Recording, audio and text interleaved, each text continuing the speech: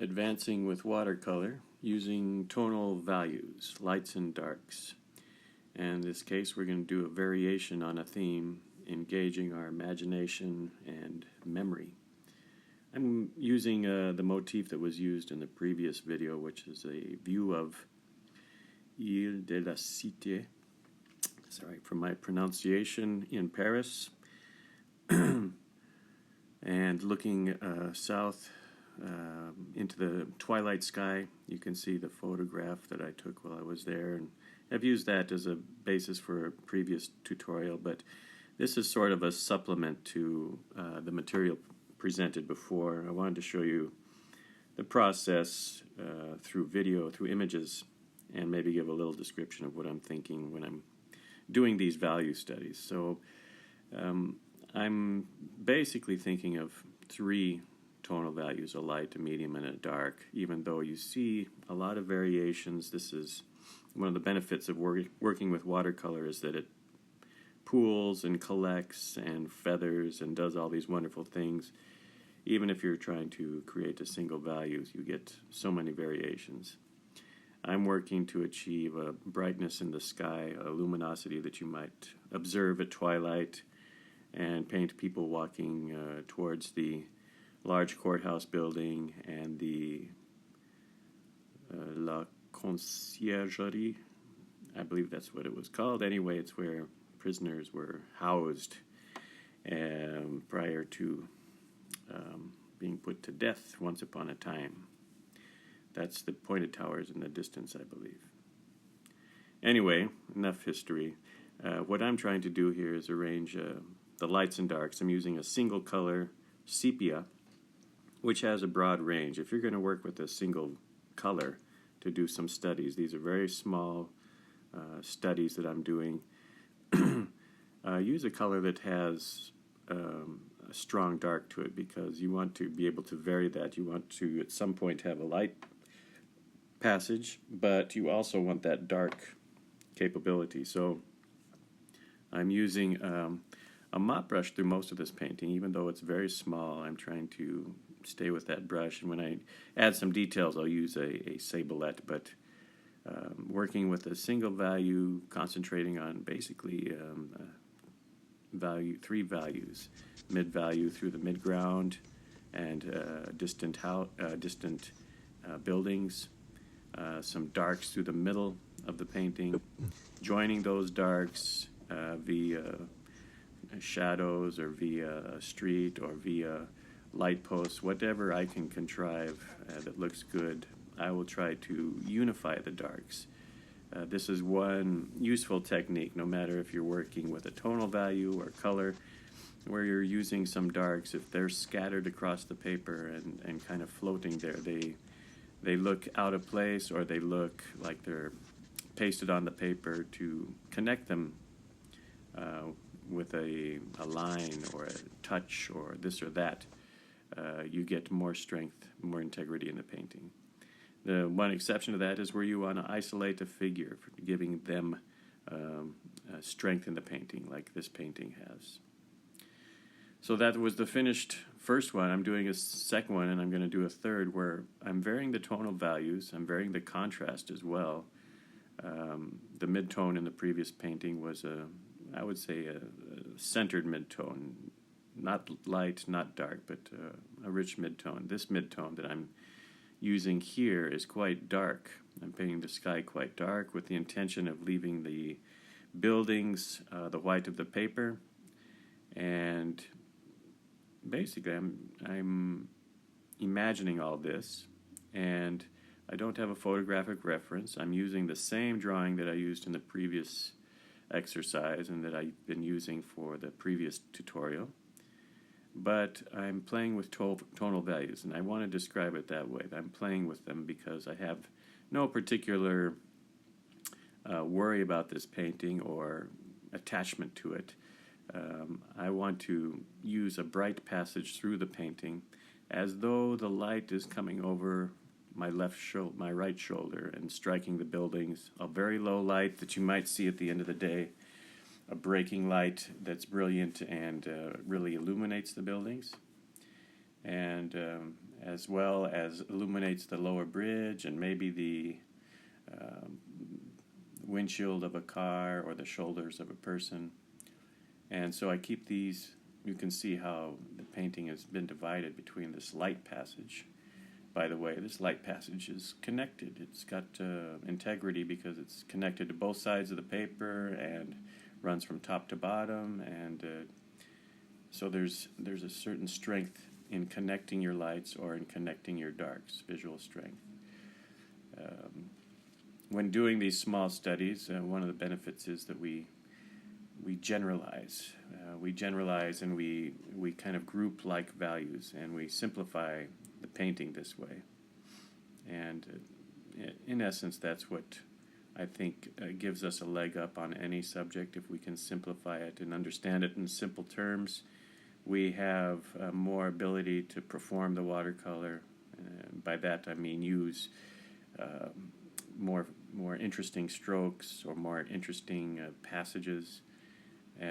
Whereas if we're kind of guessing, we're very cautious and we move very slowly with small strokes and blending a lot of things.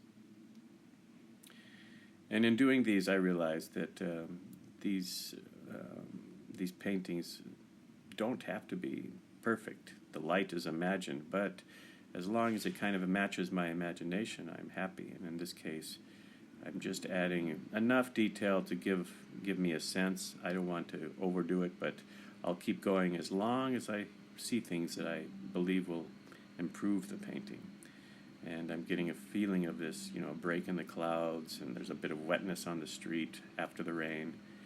And so I'm enjoying that part.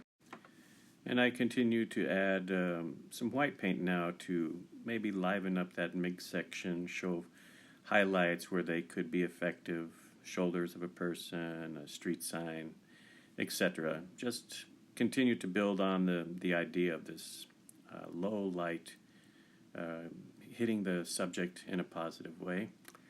And what started all this was the imagination. Like I said, I had no pictorial reference, and I hadn't seen the buildings in this particular light, but I've seen things like this in the past. And maybe that became sort of a template based on my memory of other things. Anyway, I used the same motif, the same drawing, varied the tonal values to give this sort of dramatic light against the white of the buildings. And from this piece is a study, a small study, an exercise, if you will. But from this piece, I feel I could build a painting if I wanted. I could create a larger work with more detail, more things going on, because the idea is here. The idea is now realized, and I can see it in front of me and refer to that. So this may become, in the future, may become another painting. We'll see. And this exercise I really recommend for everyone to take a motif and get to know it well. Play with the tonal value structure as I've done in the previous version and now this version. And I'm going to do a third one after this to evoke a sense of a storm or a passing rain. And in that, again, I'm using sepia tone throughout these. I will present a different value arrangement. This one I'm going to do a dark, and it might even be a nocturne. I'm going to do a darker painting with a really deep mid-tone, kind of enveloping the whole painting, creating the atmosphere of either a dark, rainy day or even a nocturne, and use a few lights through the middle of the painting and a few darks to give hints of where the center of interest is, where I want you to follow the painting and get little pieces of information that'll make sense in spite of it being a very dark and moody piece. So what you see me here is adding some dark to the corner, trying to get a graded wash going before I move into a lower section. And I'm continuing with the sepia tone at kind of a mid-strength, building up the atmosphere, focusing on a few lights, a few left passages to create a feeling of light on a surface, or a feeling of shimmering quality here and there. And what I guess what I would like to add about this is that the painting sort of unfolds as it happens. What I mean by that is you're painting along with a general idea, and you start to see things in the painting that could be a car, that could be a reflection, that could be the streak of a rain shower, that could be anything. And I feel free to follow that. Not having any sort of reference in front of me, I feel free to follow that and to see what happens. See what happens when you build up the build up the tones, and it comes out more. You like it. Maybe you want to quiet an area. You put a wash on it, and it recedes. This sort of back and forth is very, very engaging, and we use